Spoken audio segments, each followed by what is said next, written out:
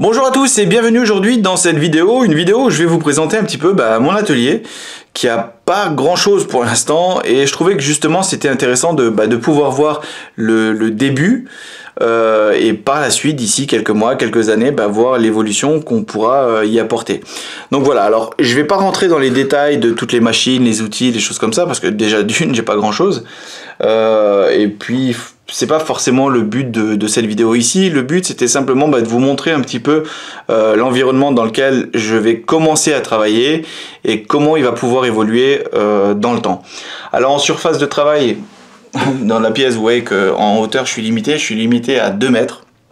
Donc pour les projets qui ont une certaine hauteur, je pense que ça va être compliqué, on va essayer de trouver des solutions. Et sinon j'ai une surface de 28 mètres carrés.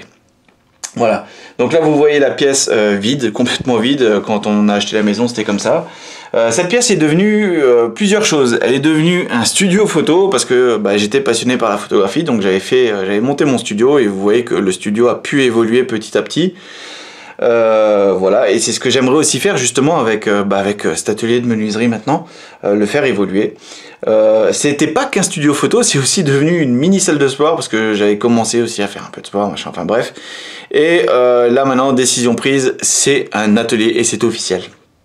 Voilà, alors on va commencer par cet endroit au fond, cet endroit qui est l'endroit où je vais stocker mon bois tout simplement, de différentes manières, donc soit sur support avec les supports Triton, que je trouve franchement pas mal, ils sont plutôt bien, assez robustes, donc je suis pas déçu, j'avais un petit peu peur, j'avais même acheté un deuxième, que je voulais mettre pour avoir 4 bras, je me suis dit on sait jamais avec le poids, j'ai pas eu le temps encore de le monter, ça fait maintenant 3-4 mois que c'est comme ça, j'avais beaucoup plus de charge et aucun problème, ça tient, donc voilà. Ici mon petit rack mobile avec les différentes chutes de bois qui pareil là je vais trier parce qu'il y a du bois maintenant qui me sert à rien. Au début je gardais tous les bouts de bois pour pouvoir construire différentes choses, mais là maintenant c'est vrai que je commence à rentrer d'autres essences qui sont beaucoup plus intéressantes à travailler, plus fiables, plus robustes. Donc voilà, donc je vais certainement faire aussi un petit tri. On a des casiers. Les casiers, je sais pas encore où je vais les mettre.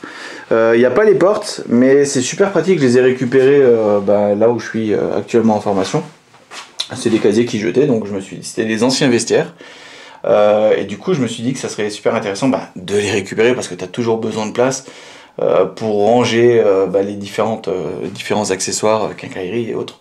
Donc voilà.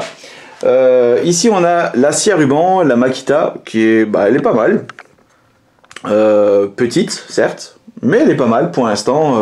Voilà, il y aura certainement des améliorations que je vais faire. Je vais certainement rajouter un plateau à l'arrière et sur le côté. Je sais pas encore, mais voilà, ça, comme dit, ça permet de voir maintenant et on verra par la suite l'évolution. On a ici l'aspirateur qui est franchement pas mal.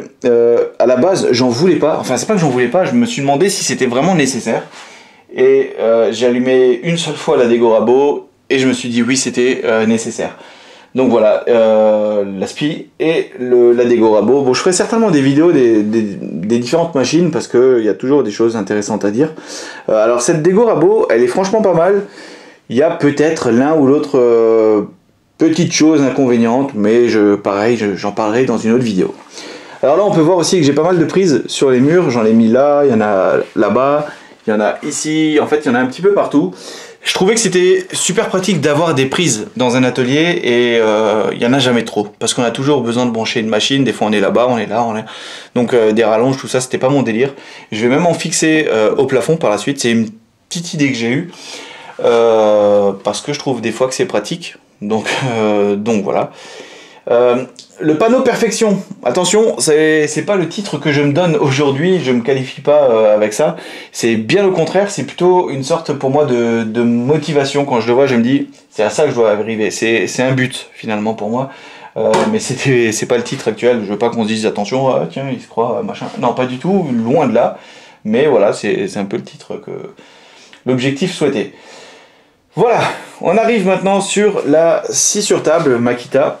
Pareil, elle est petite mais elle fait son job, mais je vais essayer de la transformer. J'aimerais bien en faire une espèce de mini scie à format, donc faut que je voie pour un chariot coulissant, enfin une table coulissante. Je sais pas encore comment faire, mais je vais essayer de bosser dessus. Si vous avez des idées, n'hésitez pas à me mettre des liens en commentaire si vous avez vous-même déjà construit ce genre de choses fabriquées ou que vous avez des liens intéressants qui coûtent pas une blinde. Moi, ça peut m'intéresser pour justement pouvoir la modifier.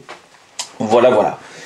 Ici, je stocke mon bordel de tout ce qui est peinture, vernis, colle, les différents produits que je pourrais avoir besoin. C'était aussi surtout une manière de cacher, parce que derrière j'avais un tuyau, comme vous pouvez voir maintenant, ça c'était la version avant. Donc je l'ai un petit peu caché, mais il fallait quand même que je puisse avoir un trou pour quand ils font leur relevé de compteur. Voilà. Ici on a un établi qui pareil, qui va certainement changer, c'est un vieil établi qui est super robuste, donc je peux fracasser dessus, il n'y a aucun problème, il tient, donc voilà, mais pareil ici c'est vraiment encore pour l'instant le bordel, il va falloir que je range. Là on a la perceuse à colonne, alors oui c'est un petit jouet en fait, c'est pas une vraie, c'est pas le vrai truc super robuste, mais franchement pour les 2-3 petits trucs que j'ai pu avoir eu besoin, ça fonctionnait, donc voilà, donc pour l'instant elle est encore là, on verra par la suite. La Capex 60, j'ai pas le budget pour la 120, donc voilà, on verra par la suite, qui est pratique et qui est relié sur son aspirateur qui est en bas. Bien sûr tout ça va changer, voilà. Là-bas il y a aussi différentes machines, mais comme dit, ça on en parlera dans une autre vidéo.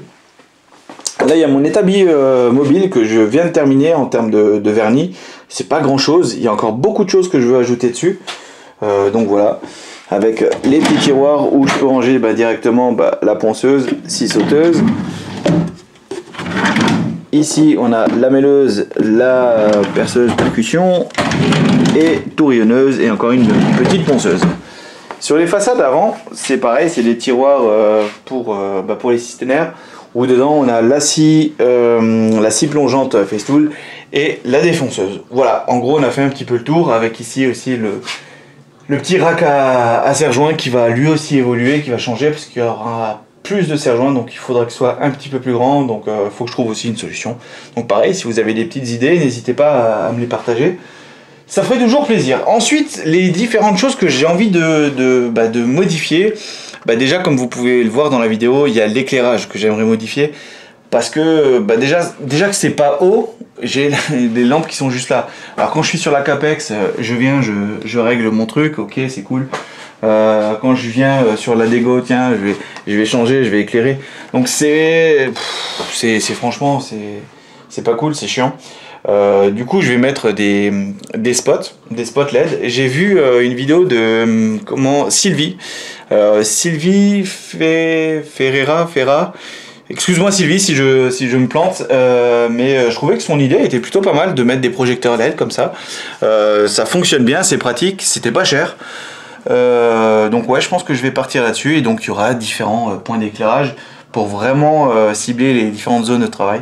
Donc je pense que ça c'est super important, l'éclairage de toute façon est super important pour voir ce qu'on fait, et en plus si je veux filmer, s'il n'y a pas de lumière on fait pas de vidéo. Donc voilà, on aura fait un petit peu le tour. Pareil, en haut j'ai c'est des tuyaux que je peux pas modifier, mais je pense que je vais essayer de trouver des systèmes pour pouvoir ranger dessus, c'est toujours pratique. Quand tu as des choses qui sont pas trop lourdes, on peut les mettre dessus. Voilà, écoutez, merci d'avoir suivi cette vidéo. N'oubliez pas de mettre un petit pouce, un petit like, ça fait toujours plaisir, ça me motive à aller plus loin. Si vous avez des questions, n'hésitez pas, vous me les mettez en commentaire. Si vous avez aussi vous un atelier que vous souhaitez me faire découvrir, pareil, mettez-les moi en commentaire, ça me permettra de vous connaître tout simplement. Je débute avec cette chaîne de menuiserie, donc j'ai envie de partager simplement avec vous ma passion et de progresser, d'apprendre tout simplement ensemble. Voilà, merci à tous et je vous dis à bientôt. Salut.